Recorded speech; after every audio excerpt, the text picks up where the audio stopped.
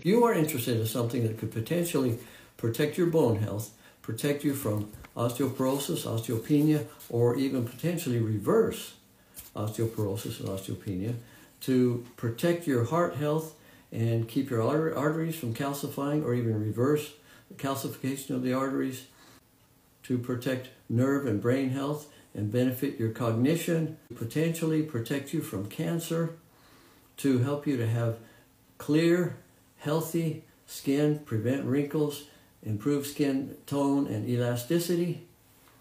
If you're interested in something like that, stick around. We've got some really great news for you. And I'm not selling it. You can get it at any health food store. You can get it online. I'll tell you good sources of it. But this is vitamin K2. Vitamin K2 is often confused with potassium because the chemical symbol for potassium is K. But K2 is a vitamin and potassium is a mineral. They're completely different. If you've been following me for a while, you're probably aware that I do not believe in taking vitamin D without taking adequate amounts of vitamin K2.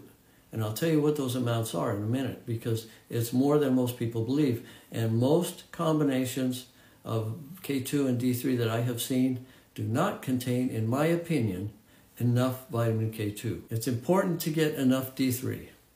If you take vitamin D, it should be D3. And of course, you need to be tested to make sure that you need to be taking D3 and what your needs are. But vitamin D3 mobilizes calcium in the bloodstream. It increases intestinal absorption of calcium. And once that calcium is in the blood, vitamin D no longer has any control over it. And it can go in places where we don't want it. It can accumulate along the arterial wall and create calcification of the arteries. It can accumulate in the joint spaces, in organs and glands, soft tissues where we don't want it. Vitamin K2 directs the calcium into the bones and teeth where it belongs. It will do what most doctors think calcium supplements will do, and they won't. And I've talked about calcium supplements and how they're extremely dangerous and how the research shows that they can cause heart attacks and a lot of other serious problems. In the modern world, the number one killer is heart disease. And this is where vitamin K2 excels. A lot of people take a lot of different supplements for heart health, and I agree with that. There are supplements that are very beneficial for heart health, but most people ignore vitamin K2. Vitamin K2, again, prevents the calcification of arteries, which is a big thing. And studies have shown that higher vitamin K2 intake is linked to a lower risk of coronary heart disease, arterial hardening, and cardiovascular events such as heart attacks and strokes. Now here's an interesting statistic.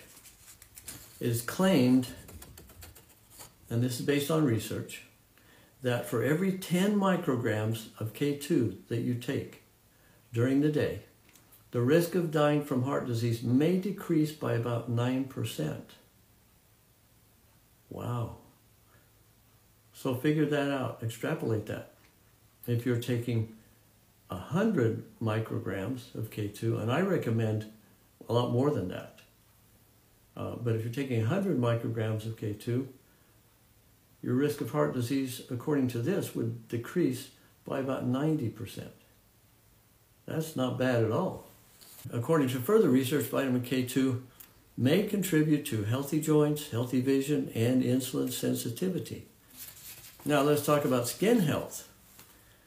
According to research, vitamin K2 preserves skin elasticity and reduces wrinkles.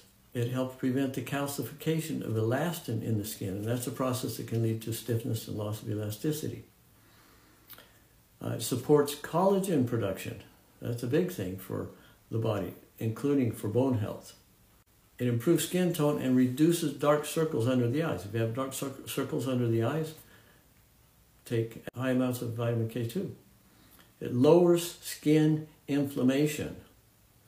So that is beneficial for people with inflammatory skin conditions like acne, eczema, psoriasis, and rosacea.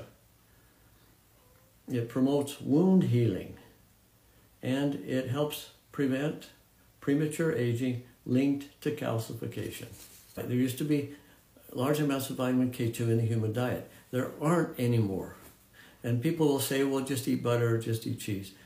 It's not going to be enough. In my opinion, it's very hard to get enough K2 from our foods. That's why I recommend vitamin K2 supplements. Now, I recommend high amounts of K2. One of the benefits there is that if you take too much, more than you need, there's no toxic level. K2 is a fat-soluble vitamin, and other fat-soluble vitamins have toxic level. You take too much of them and you're going to have problems. That is not the case with K2.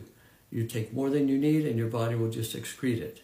So I believe in erring on the side of caution. I take a lot of K2. Now, the ratio that I personally believe in is at least 100 micrograms of K2, and I take more, for every 1,000, not 10,000, but every 1,000 IUs of D3 that you take. If you've been tested and you have adequate amounts of D3, adequate levels of D3 in your body, then okay, still take the K2. I personally take about 700 micrograms of vitamin K2 every day. Vitamin K2 supplements are readily available. You can find them in any health food store. You can find them online. There are lots of sources of vitamin K2 supplements. A lot of vitamin K supplements include vitamin K1 and vitamin K2. Deficiency of vitamin K1 is fairly rare. It's abundantly available in a lot of foods, so I just recommend eating foods that have a lot of K1 in them. I don't necessarily think that we need to be taking K1 supplements, but it doesn't do any harm.